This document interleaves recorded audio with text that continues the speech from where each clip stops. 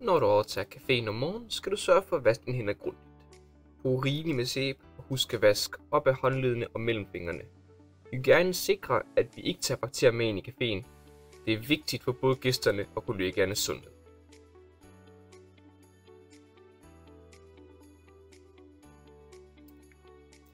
I morges, da du åbnede caféen, fik du sat en vogn klar til opvask.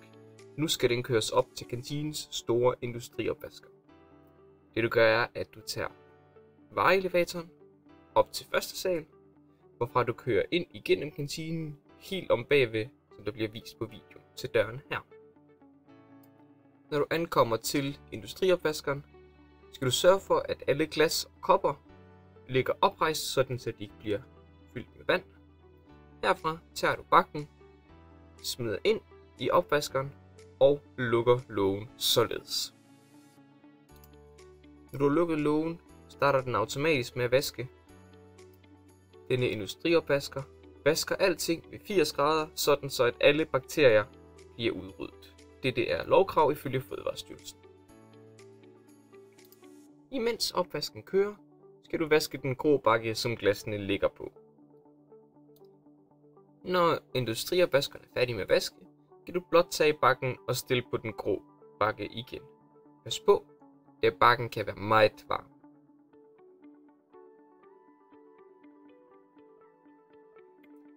Når du har vasket alle bakkerne, er du klar til at komme ned til caféen igen. Her skal alle glassene blandt andet lægges på plads.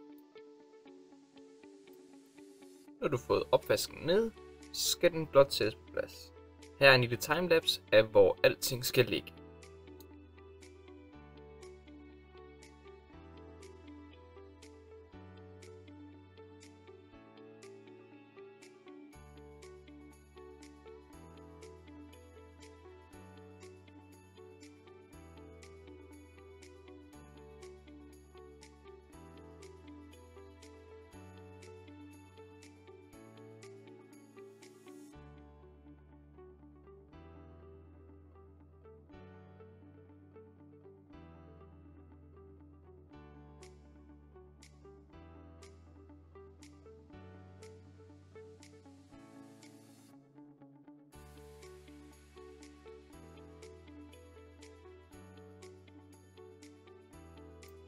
Gennemgå åbenlisten for at se, om der er nogle opgaver, der endnu ikke er blevet færdiggjort.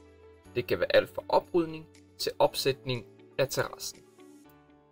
Her skal du også være opmærksom på, om listen er underskrevet.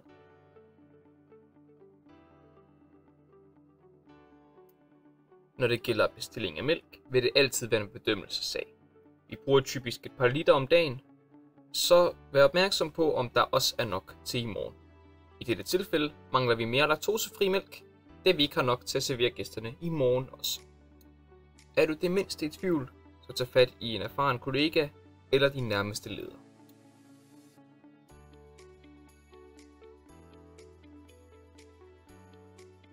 Hvis I bedømmer, at der skal bestilles mere mælk eller andre produkter hjem, så skal I have fat i en indkøbselev.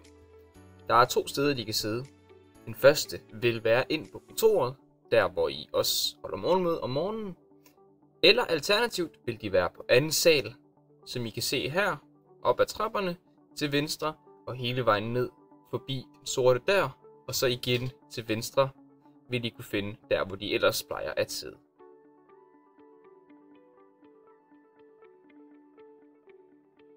Vores to-go-kopper og låg og holder ligger som regel her.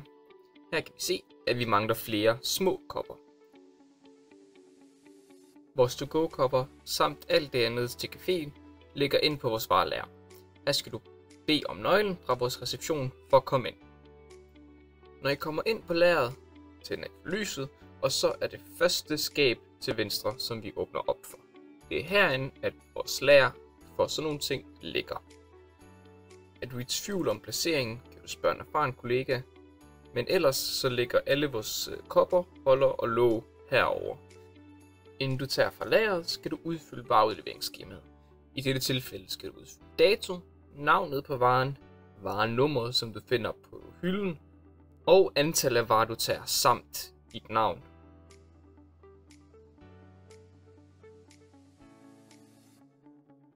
Når du har konstateret, at vi mangler kaffe, eller chai latte, eller kakao, skal vi hen til vores lager for at hente noget mere og fylde op. Her skal vi have fat i skabet til venstre, og i det her tilfælde ligger kaffen op på øverste hylde. Når du tager noget fra skabet her, skal du altid huske at markere dato, navnet på varen, varenummeret og dine initialer, samt antallet af varer, du tager. Når du kommer tilbage til caféen, skal du have fat i følgende kasse.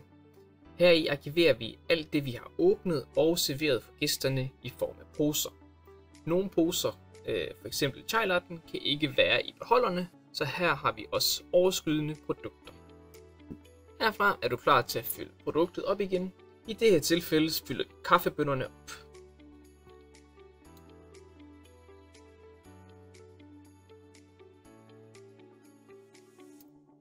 Inden du smider posen tilbage i kassen, markerer du, hvornår den er blevet åbnet, og hvornår selve kaffen udløber.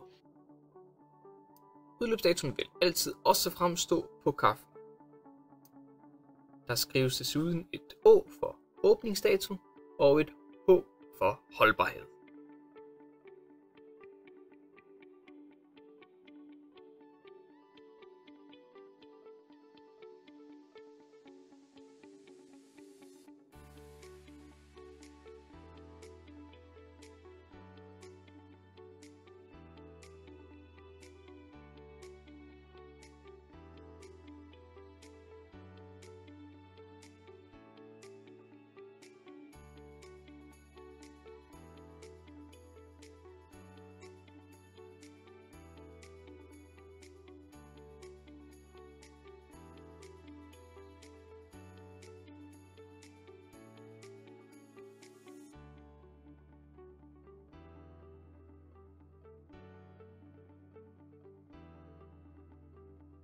Når du skal fylde op med sodavand og småkager, skal du hen på lageret igen.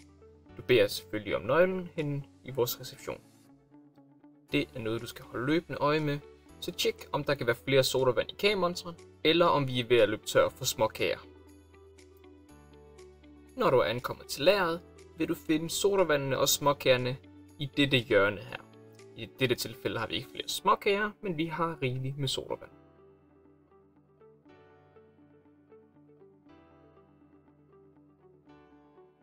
I løbet af dagen skal du gå rundt og tjekke prisskiltet. Du tjekker efter, om prisskiltet er på varen, og om den ser fornuftig ud, og om den kan scannes eller ej. Her tager du en hurtig runde og tager stikprøver af varerne i løbet af dagen. Jævnligt tager vi desuden status, hvor vi tjekker, at priserne på varerne matcher priserne inde i vores kasseterminal.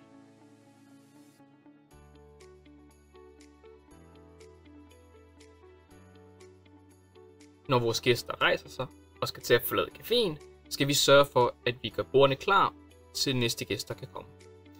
Du samler kopper op, tør bordet af og ryggen og sæderne på stolen. Husk desuden at tjekke efter kaffepletter og tør dem eventuelt op. Hvis du gør det, så sørg for at smide kluden til vask efter.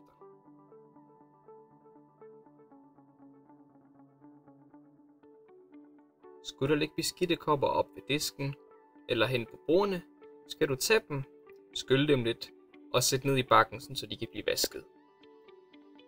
Du skal desuden i løbet af dagen sørge for, at maskinen er ren, så den er klar til at betjene kunder.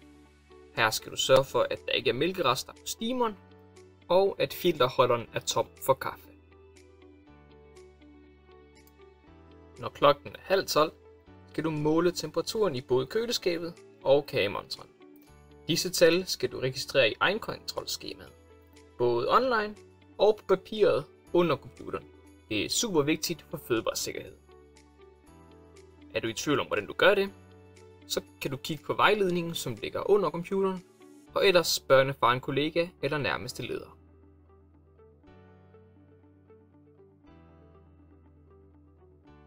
Vores vasketøjskurve vil som regel altid ligge bag døren. Den skal vi tage med ned i kælderen. Her er en lille timelapse af, hvor vores kælderrum ligger. For at komme ind i kælderrummet, så skal du bruge Thomas' eller Jeanettes nøgle. Når du er ankommet til kælderen, skal du blot fylde maskinen op. Sørg for, at den er tom, og der ikke er blevet efterladt vasketøj fra i går. Herfra åbner du lågen, hvor du fylder sæbe op. Du skal bruge præcist 1 spiseske sæbe, som du fylder i venstre rum.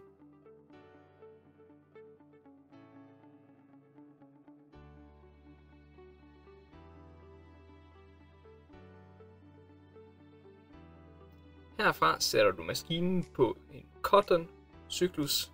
Det er bare ved at dreje på knappen 1 til højre, og dette sætter den til 60 grader. Herfra trykker du blot på start. Oplever du, at maskinen ikke starter, er det nok fordi du ikke har lukket lågen ordentligt. Giv det et ekstra skub og prøv igen. Tillykke. Du har nu gennemført hele formiddagsrutinen og er klar til at tage ansvar for dagens opgave i caféen. Du ved nu, hvordan du sikrer god hygiejne, fylder op med varer, håndterer service og holder styr på både gæster og arbejdsflow. Husk, denne video er en vejledning, og du kan altid spørge en erfaren kollega, hvis du er i tvivl. Denne manual samt QR-koden til den vil ligge let tilgængelig bag disken, så brug den endelig undervejs. Rigtig god arbejdslyst, og tak fordi du er med til at skabe en hyggelig café.